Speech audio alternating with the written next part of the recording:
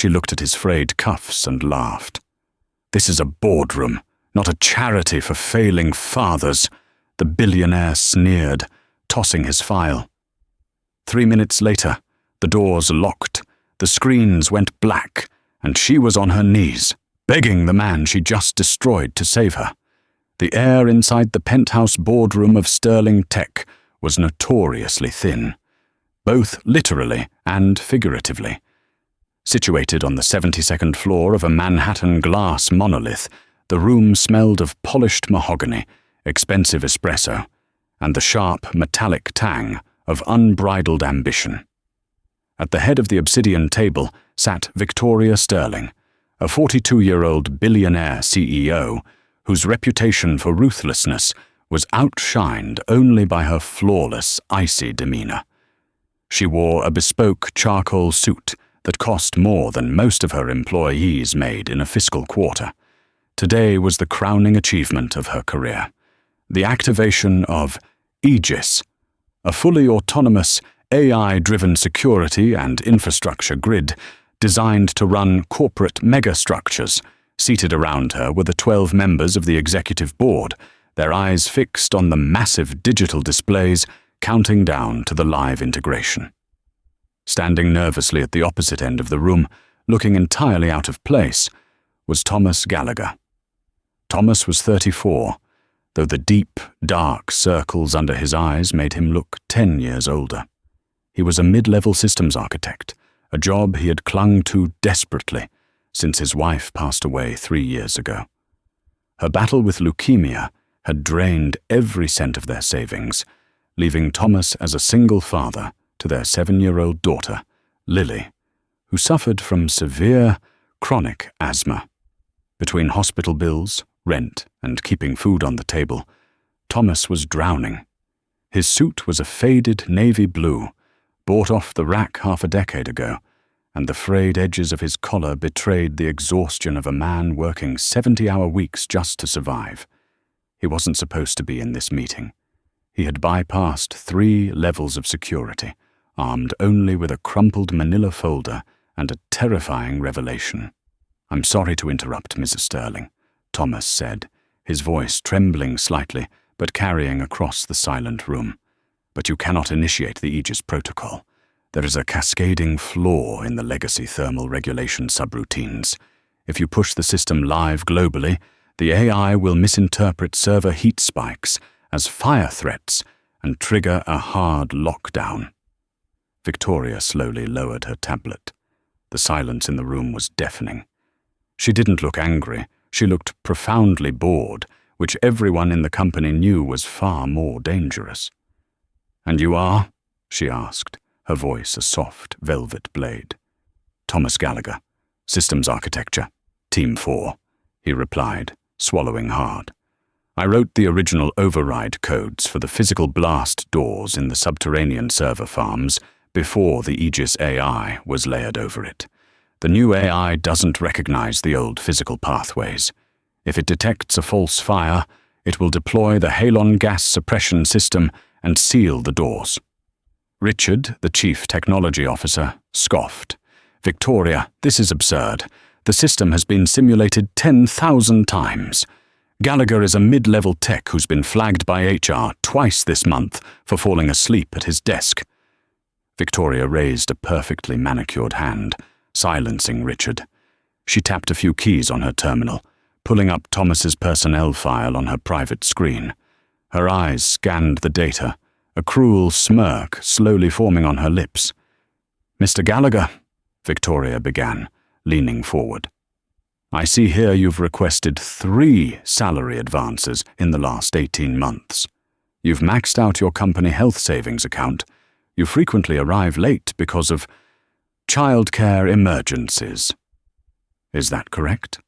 Thomas felt his face flush hot. "My daughter has severe respiratory issues, Mom. I've made up every hour I missed, I swear to you. But that's not why I'm here. You have to look at the code in this folder."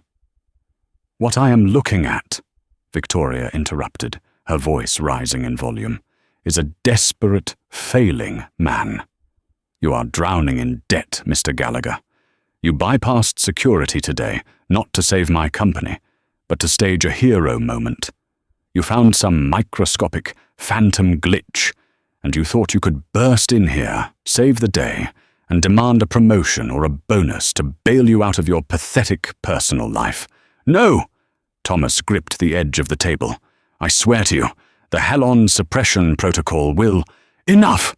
Victoria slammed her hand on the table. The sharp crack echoed through the boardroom. This is Sterling Tech. This is a boardroom, not a charity for failing fathers. I do not care about your financial woes. I do not care about your sob stories. We are launching a multi-billion-dollar infrastructure system, and you are standing here in a thrift store suit, wasting my time. Thomas stood frozen. The humiliation burned in his chest. Ms. Sterling, please. If anyone is down in those server rooms when the system boots— Security! Victoria barked into the intercom on her desk. Send 2 guards to the boardroom immediately. She looked back at Thomas, her eyes devoid of an ounce of humanity. You are fired, Mr. Gallagher. Effective immediately. Your severance is forfeit due to this gross insubordination. Leave your keycard on the desk and get out of my sight before I have you arrested for trespassing. Thomas looked around the room. The other executives either stared at their shoes or looked at him with pitying disdain. He had tried. He had risked everything. And now he had nothing. No job, no insurance for Lily's inhalers, no way to pay the rent on Friday. With trembling hands, he placed his plastic keycard on the polished mahogany table. He picked up his manila folder, turned on his worn-out heels, and walked out of the boardroom. Let's proceed, Richard, Victoria said dismissively as the doors clicked shut behind Thomas. Initiate the Aegis launch. The hallway outside the boardroom was eerily quiet. Thomas walked slowly toward the glass elevators, feeling as though he were moving underwater. His chest was tight, a familiar panic attack brewing just beneath his ribs. How was he going to tell Lily? How was he going to afford her specialist appointment next week? He pressed the down button, resting his forehead against the cool glass of the elevator shaft, staring blindly at the sprawling Manhattan skyline. Inside the boardroom, a cheer erupted. Aegis is online, Richard announced, grinning broadly. On the massive screens, thousands of green nodes lit up as the AI took control of Sterling Tech's global server networks, integrating seamlessly with the building's physical security, elevators, and climate control. Victoria leaned back in her leather chair, a triumphant smile finally breaking her icy facade. Perfect. Have PR release the statement. We just changed the world, ladies and gentlemen. Then the lights flickered. It was a subtle thing at first, a mere dip in the electrical current. But a second later, the soft hum of the building's central air conditioning abruptly stopped. The massive digital displays at the front of the room glitched, the thousands of green nodes suddenly turning a violent, flashing crimson. An automated synthetic voice echoed through the hidden speakers in the ceiling. Warning, catastrophic thermal spike detected in sub-level 4 server farm. Suspected incendiary threat. Initiating total lockdown protocol.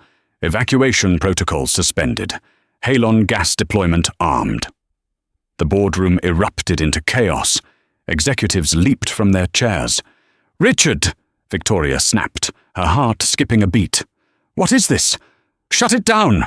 Richard was furiously typing on his terminal, sweat beading on his forehead. I can't! The AI has locked us out.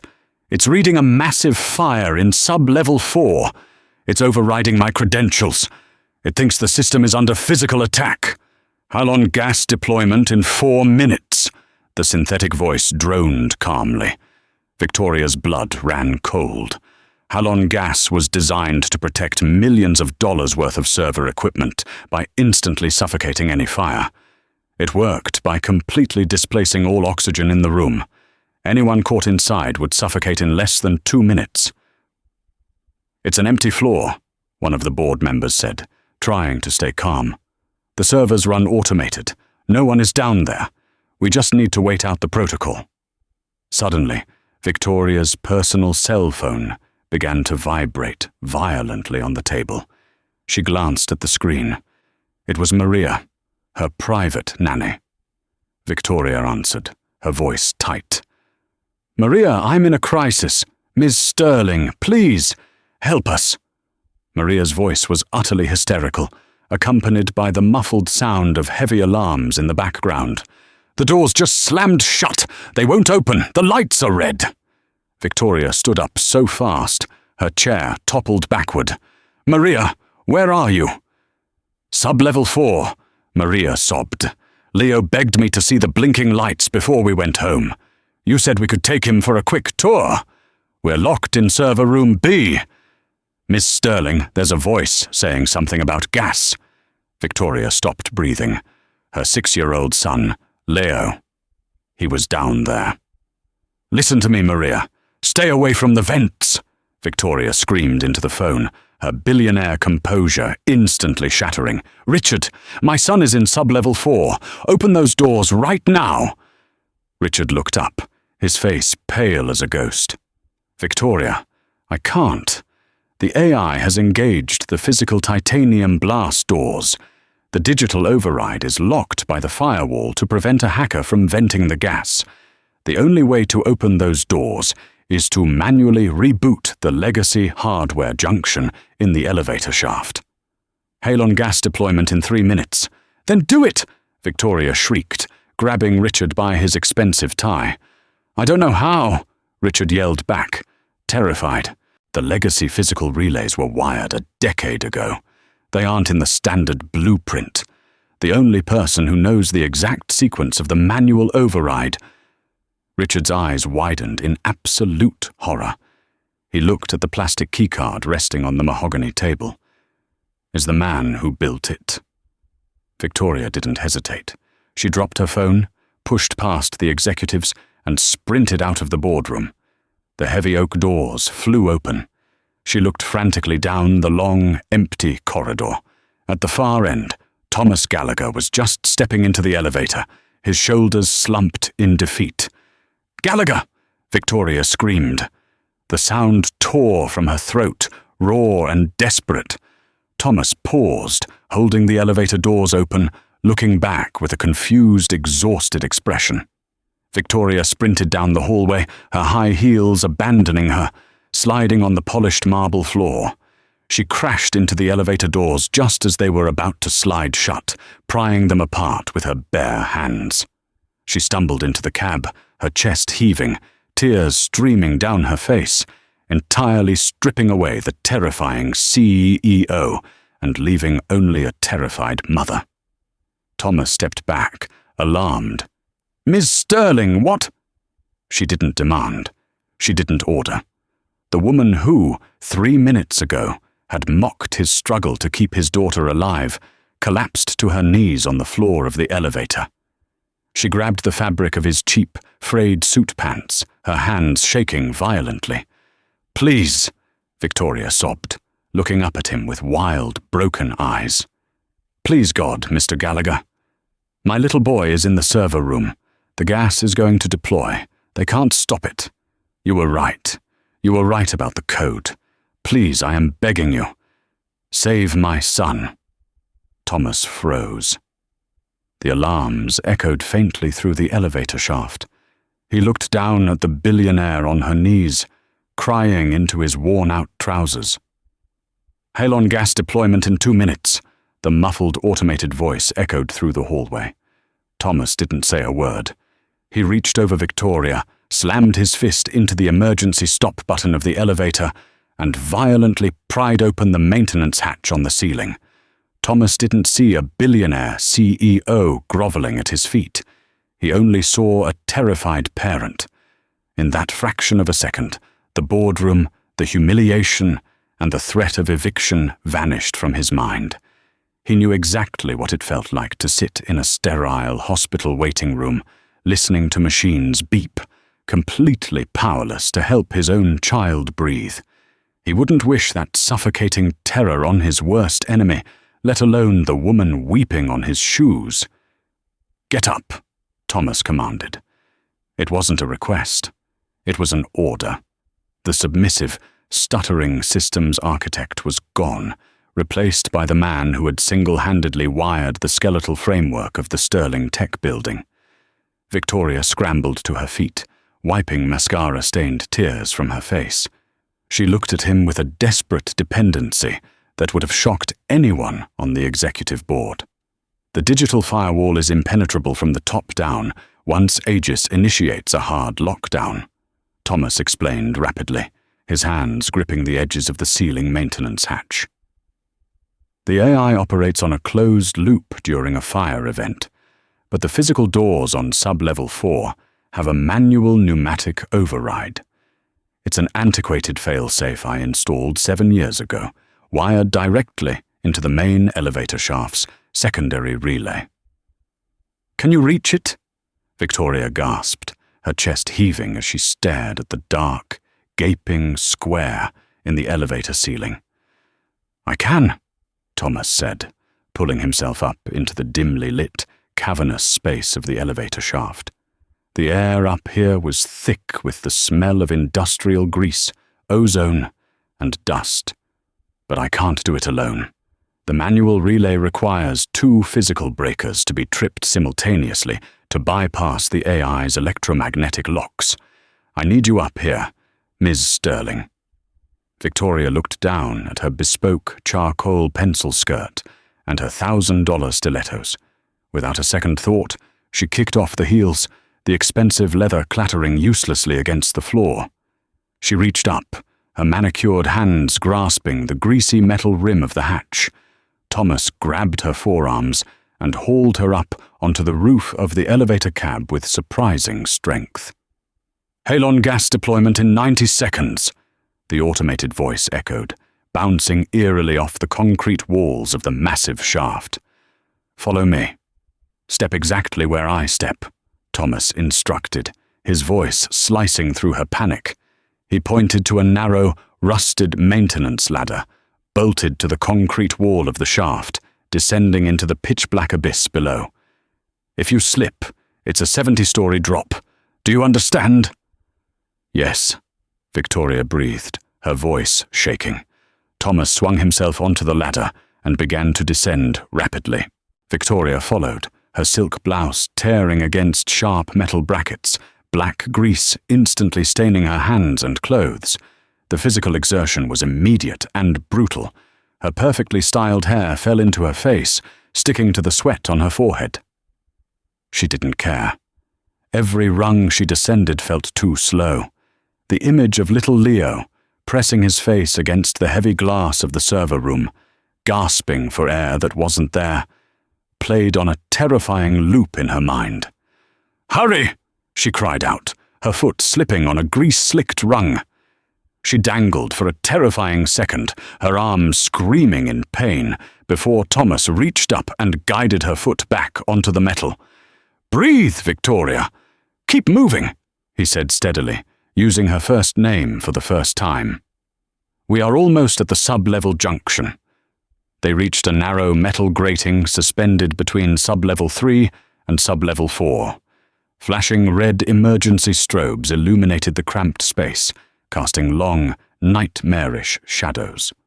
Bolted to the wall was a heavy, grey industrial junction box. Thomas ripped the cover off, revealing a tangled nest of thick copper wiring, pneumatic tubes, and 2 heavy, red iron levers spaced about 4 feet apart. "Halon gas deployment in 60 seconds. "Listen to me very carefully," Thomas shouted, over the whining sirens echoing up the shaft. "These levers are rusted. They haven't been engaged since the building was constructed. When I say pull, you have to pull the lever on the left with everything you have. You pull it down and you hold it. If you let go before I engage the pneumatic release on the right, the pressure will snap the line and the doors will be sealed permanently." Victoria positioned herself in front of the left lever. She wrapped both hands around the thick, cold iron. It was coated in years of grime. "I'm ready," she said, her voice surprisingly steady, though her hands were trembling violently. "Wait for it," Thomas said, examining the pneumatic gauges on his side. He pulled a small multi-tool from his pocket, a cheap plastic thing he used to fix Lily's toys, and desperately scraped away the corrosion, locking the right lever's hinge. "Halon gas deployment in 30 seconds, sealing server farm perimeter." Down below, the heavy, metallic thud of titanium blast doors locking into place reverberated up the concrete walls. Victoria let out a choked sob. "Thomas, please!" "Not yet. I have to equalize the pressure line," Thomas yelled, his knuckles white as he forced the multi-tool into a tiny valve, bleeding onto the machinery. 20 seconds. Victoria's muscles cramped. Her hands were bruised and bleeding, her elegant manicure completely destroyed. She thought of the billions of dollars in her bank accounts, the properties in London and Aspen, the private jets, the sheer magnitude of her corporate empire. None of it meant a damn thing. All the wealth in the world couldn't buy her 10 extra seconds. Her entire universe was reduced to a rusted iron lever, and the desperate hope resting on the shoulders of a man she had humiliated and fired just 10 minutes ago. 10, 9, 8, pull, Thomas roared. Victoria threw her entire body weight backward, pulling the lever down with a feral scream. The iron groaned, resisting fiercely, before tearing downward with a harsh, grinding snap. Pain shot up her arms, tearing the skin from her palms, but she held it down, sobbing as she used her own body weight to keep it anchored. Thomas slammed his lever down simultaneously. A massive hiss of compressed air exploded from the junction box, violently blowing a cloud of dust and rust into their faces. A heavy clunk echoed from the floor below them, followed by the sweet, beautiful sound of mechanical grinding. The synthesized voice overhead glitched. Warning. Pneumatic lock failure. Halon deployment. Aborted. Repeating. Deployment aborted. Security blast doors opening. The red emergency strobe stopped flashing, replaced by the cool, steady glow of the building's standard fluorescent lights. The sirens wound down into silence. Victoria collapsed onto the metal grating, her back against the cold concrete. She buried her face in her bleeding hands and wept. The fierce, untouchable CEO of Sterling Tech was gone, leaving only a profoundly shaken mother. Thomas slumped against the wall opposite her, his chest heaving, wiping grease and sweat from his forehead. He looked at the multi-tool in his hand, its plastic handle cracked from the force, and let out a long, shaky breath. "They're open," he whispered. "He's safe." When they finally made their way down to sub-level 4, the scene was chaotic. Chief of Security William and a team of paramedics had already rushed the floor. Sitting on the edge of an ambulance stretcher, wrapped in a shock blanket, was 6-year-old Leo. He was pale and crying softly, clutching his nanny, Maria, who looked just as traumatized. "Leo!" Victoria screamed, bursting through the glass double doors of the server room. Her appearance shocked the security team. Her expensive suit was shredded, her bare feet were black with grease, and blood stained her hands. She dropped to her knees, wrapping her arms around her son, burying her face in his neck. "I'm here, baby. Mummy's here. I've got you," she sobbed, rocking him back and forth.